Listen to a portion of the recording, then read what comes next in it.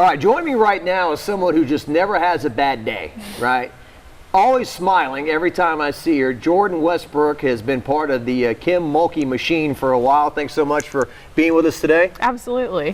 Happy to be here. Why are you so happy all the time? You know, it's just how I wake up. It's what I do. Positive energy is good energy, and yeah, I just hope that rubs off on some people if they're not having a great day. It's rubbing off on me, I tell you. It's better than being the other way, right? Yes. Grouchy all the time, yeah. Right? Energy drainer. Yes. So you come here roughly 2 years ago with Coach Mulkey from Baylor. What's the experience been like so far? It's awesome. Every time I get asked, the state is really on board for LSU, and we were in Waco, and Waco loved Baylor, and that was amazing and awesome. And the state of Louisiana really loves LSU, and it's a bigger brand. Everything's bigger here. Just from anything we do, whether it's people at the game, people coming to tailgates or send-offs or any of that stuff, everything's just bigger. The brand is bigger, and it's a really exciting place to be. I've asked everybody this question, I guess, but you know, when you get pitched, hey, we're going to go to another school, when you've got something up and running, you know, I was just talking to Kaylin Rice. Yeah. You know, these kind of moves just don't take place. Like, you know, Gino doesn't leave UConn to go somewhere else, or Dawn Staley wouldn't leave South Carolina. I mean, for Kim Mulkey to leave and then come here and start over was kind of, wow, this is happening. Yes. We kind of had heard the rumblings for a couple days, and she told us, she was like, I haven't been offered, I haven't been called, I don't know. Like, we see it all scrolling across, that there might be an offer made. We don't know anything. We kind of just get a call at 6:30 or 7 o'clock at night. Hey, everybody come meet at my house. We're gonna need to talk. And that's when we knew she had finally gotten the call that we had been hearing about that hadn't happened yet. And so we sat in her living room, and she looked at all of us and was like, "Are you coming?" And at that moment you were like, why not? Like, I mean, what else do we, I mean, why not go try and build a program and see what we can do there? So. Yeah. What we were joking about here was there was only really one name, and it was hers, and it was like, oh, if she doesn't come, this poor coach who's going to be hired instead of Kim Mulkey, you know, yeah. Whoever's going to get the job instead of Kim Mulkey. Right. We feel bad for her after all the expectations. And I was telling Kaylin, I kept waiting every day for the news release that Kim Mulkey had got a big extension and raise, and she was staying put in Baylor. Yeah. Had a friend of mine who texts every day, there is 0.005 chance this is going to happen. Yeah. But it did. It did. And we're happy to be here. That's for sure. So you get here, and you inherit a team that was 9-13, but you got a cluster of people there that you coach up and do well with. The Kayla Pointers, Jalen Cherries, Faustina Fuas, Alexis Morris thrown into the mix. What was the first year like?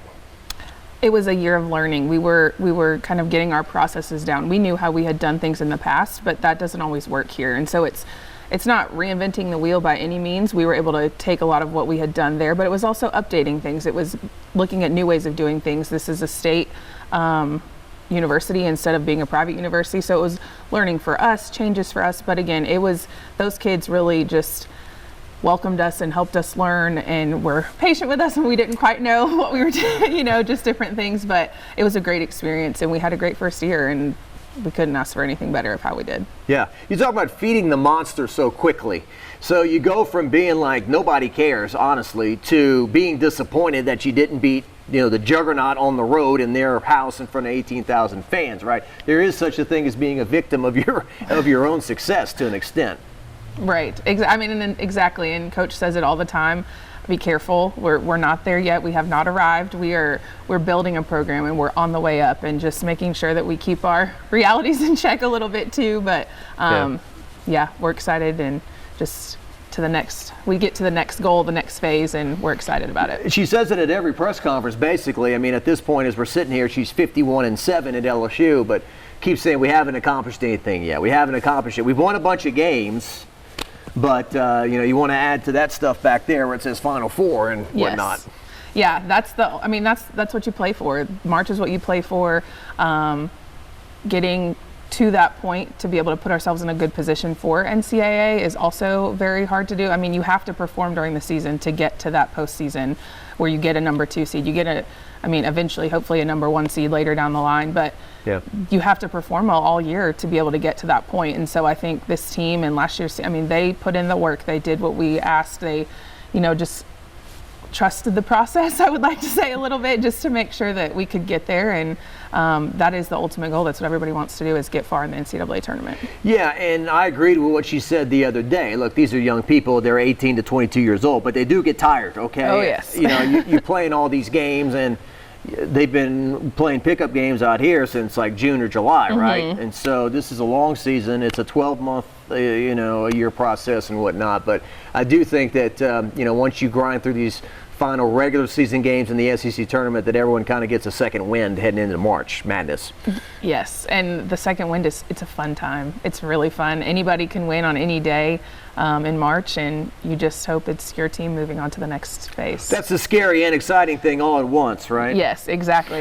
You're either going home or you're winning. You advance and you keep going, and that's what we hope we get to do. How do you attack that with, not getting them too tight and too nervous? Because it really is a time of year that kind of defines your season, but you don't want them trying too hard or getting stiff or whatever the case may be. Coach Mulkey's incredible at just do what we do. Let's just do what we do. It got us this far. Like trust that what we've done, what we've taught you in October and November, that it translates to now. And it's just do what we do. That's how we got here. Let's keep it going. Like if we need to make minor adjustments here and there, depending on who we're playing, that we will do that. But it's also, we didn't get here by accident. We've done the work. Let's keep it going. Mediocre people are ordinary. They run deep.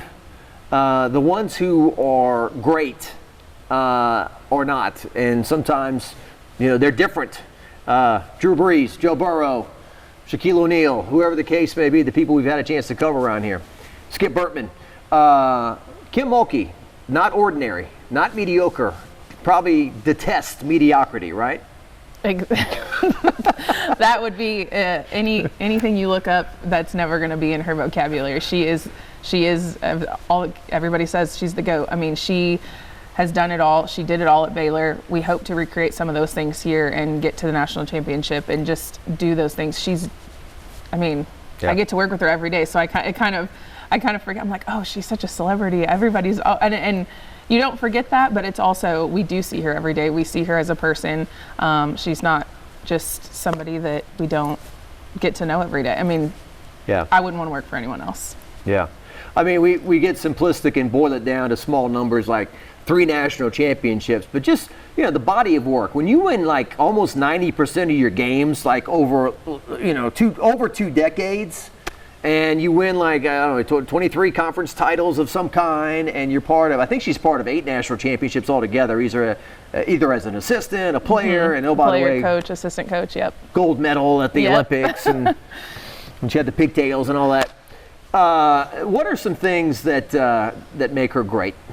Whatever she does, she's going to give 150%. There's no doubt about that. If we're this close to getting an attendance record, we're going to get the attendance record. If we're this close to getting to a SEC tournament or a SEC championship, we're going to get the SEC.